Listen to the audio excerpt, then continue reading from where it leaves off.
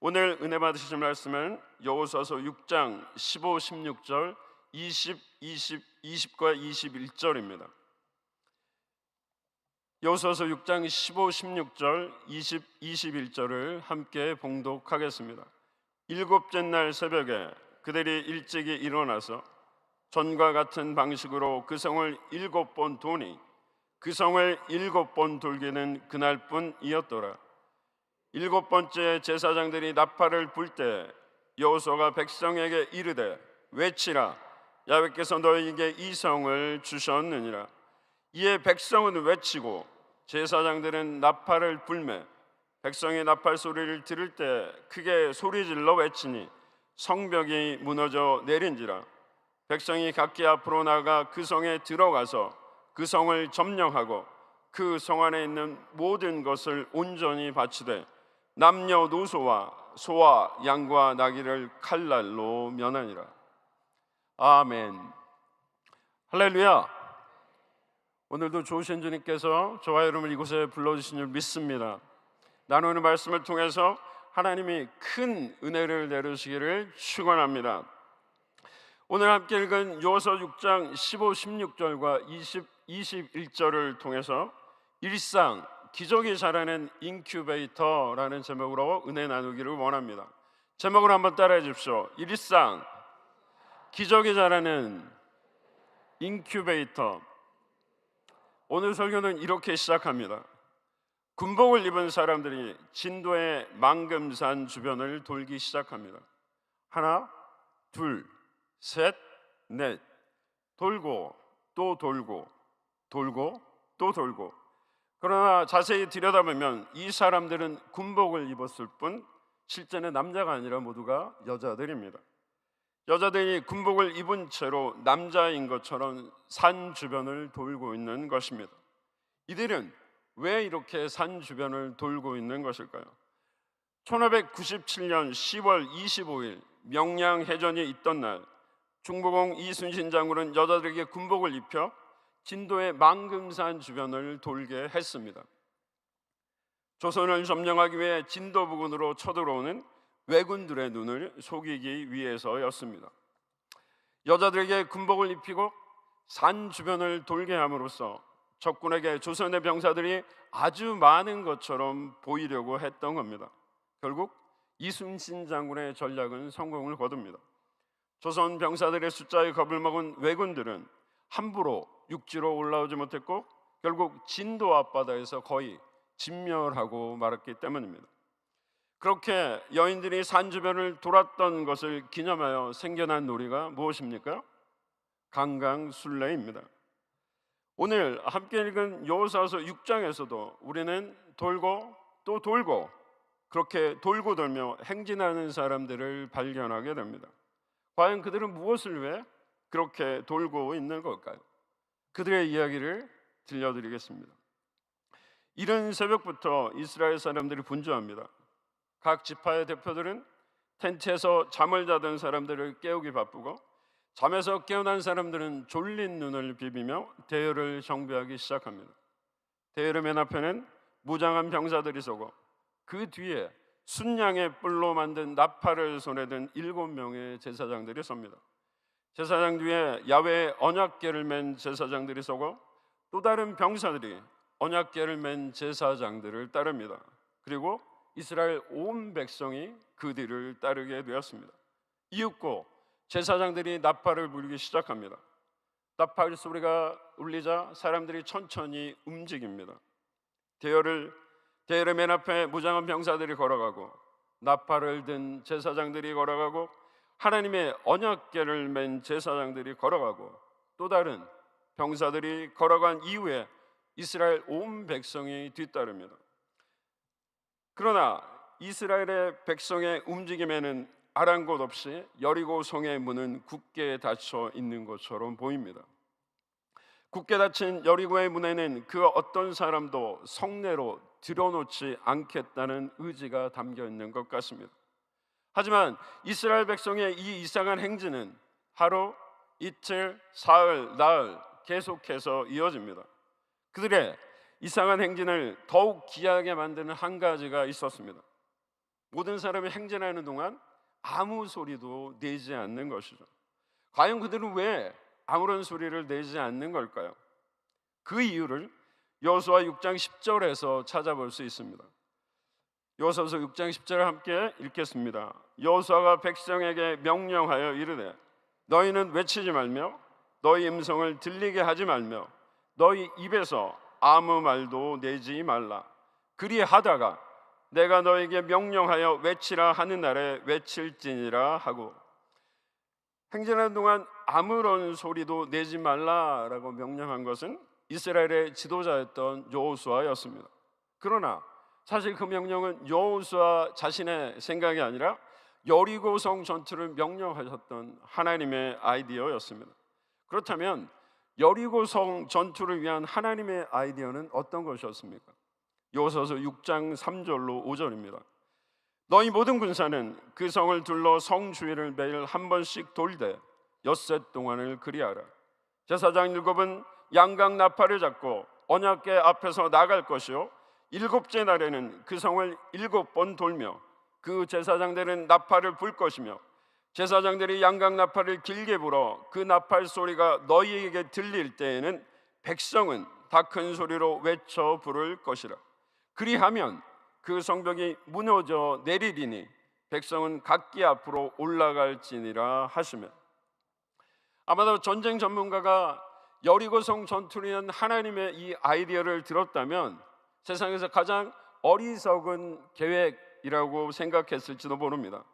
더 말이 되지 않는 사실은 그렇게 말이 되지 않는 하나님의 전쟁 계획을 이스라엘의 지도자라고 하는 여호수아라는 사람이 따르고 있는 것이고, 수백만의 이스라엘 사람들 역시 여호수아의 명령을 따르고 있다는 사실입니다. 다시 여리고성 전투 이야기로 돌아가 보겠습니다.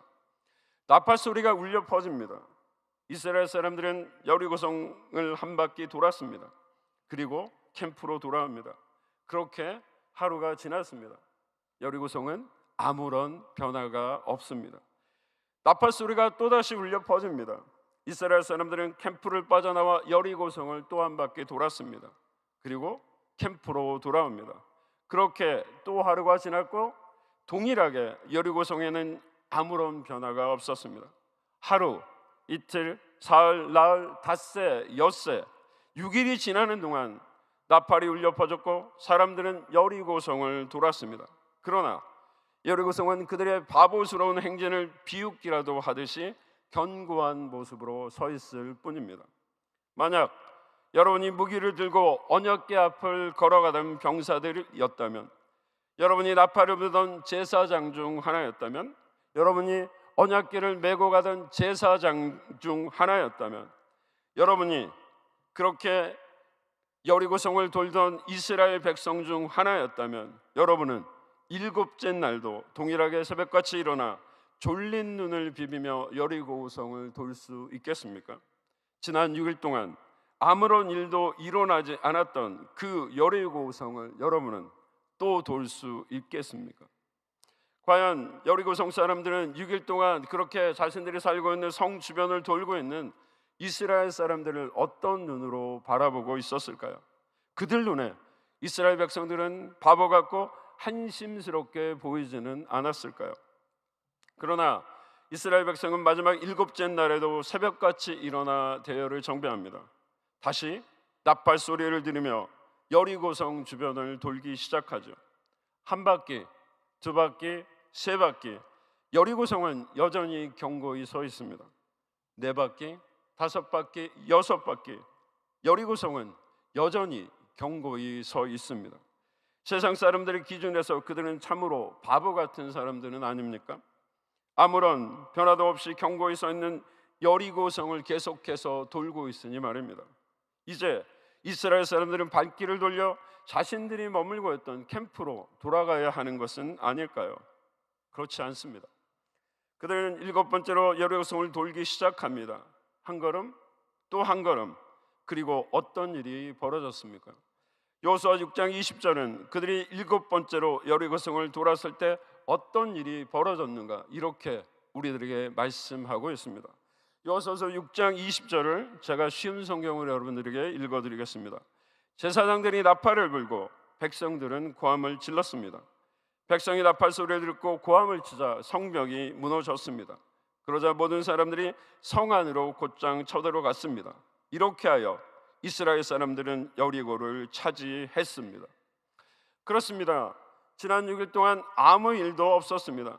그리고 마지막 7째 날 6번의 성돌기가 끝났을 때도 아무런 일이 일어나지 않았습니다. 그러나 마지막 7번째로 성을 돌았을 때 제사장들은 나팔을 불렀고 그 나팔 소리를 듣고 백성들은 소리를 질렀습니다. 그러자 무슨 일이 벌어졌습니까?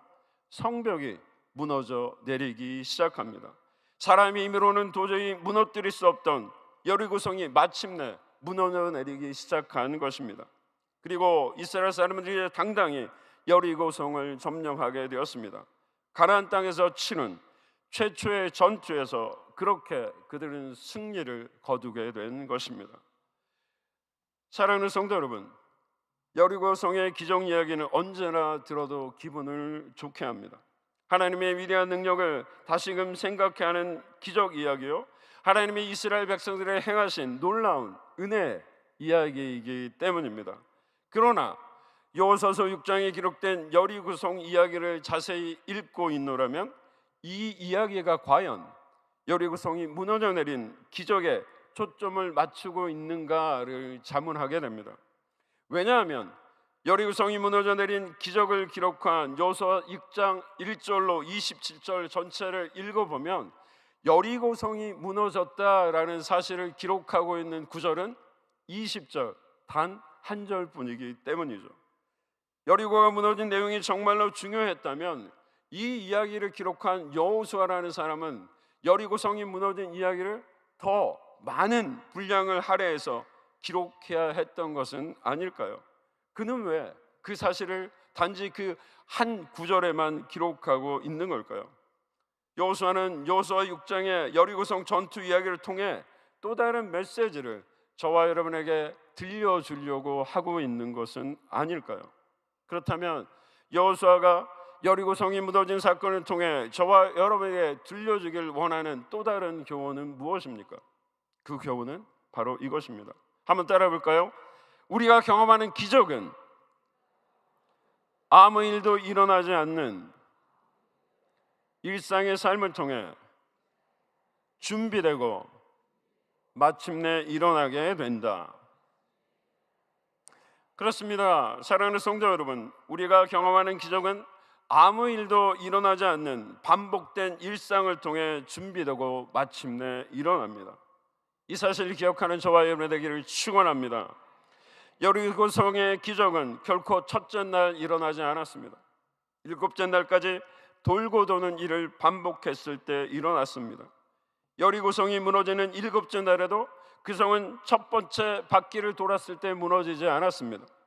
7째 바퀴를 돌았을 때에야 비로소 그 성은 무너져 내리기 시작했습니다.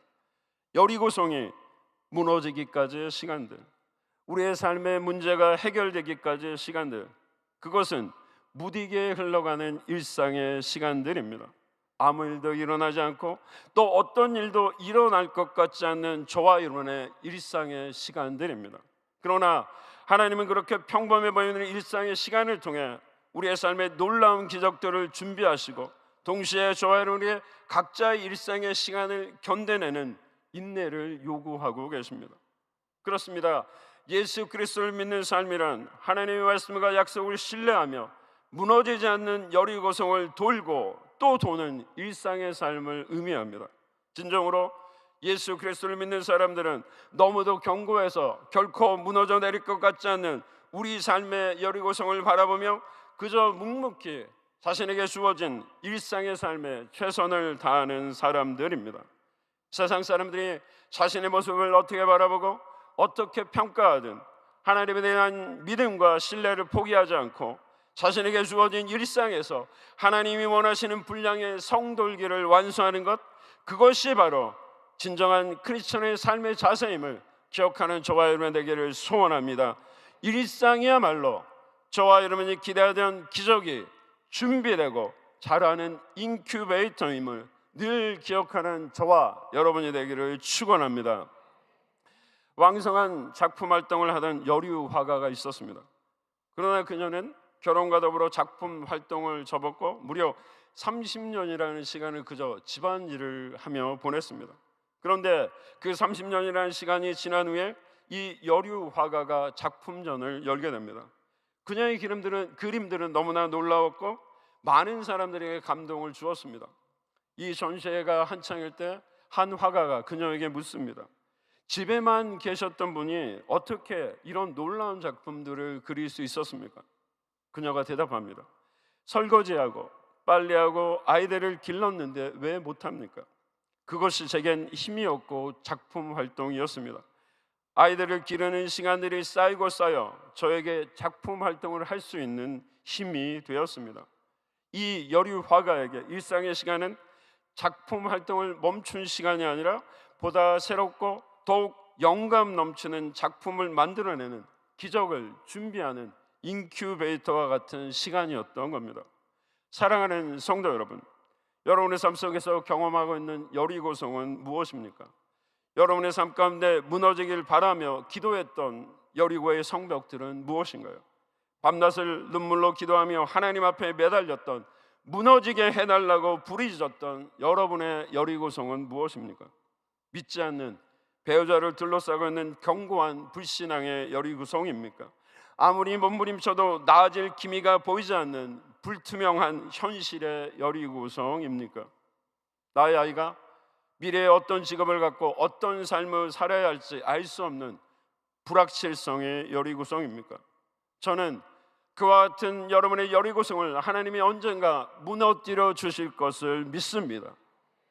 그러나 그와 같은 문제의 여리고성이 무너져 내릴 때까지 저와 여러분은 계속해서 일상이라는 이름의 행진을 계속해야 합니다. 우리에게 주어진 일상의 삶들을 묵묵히 살아내야 합니다.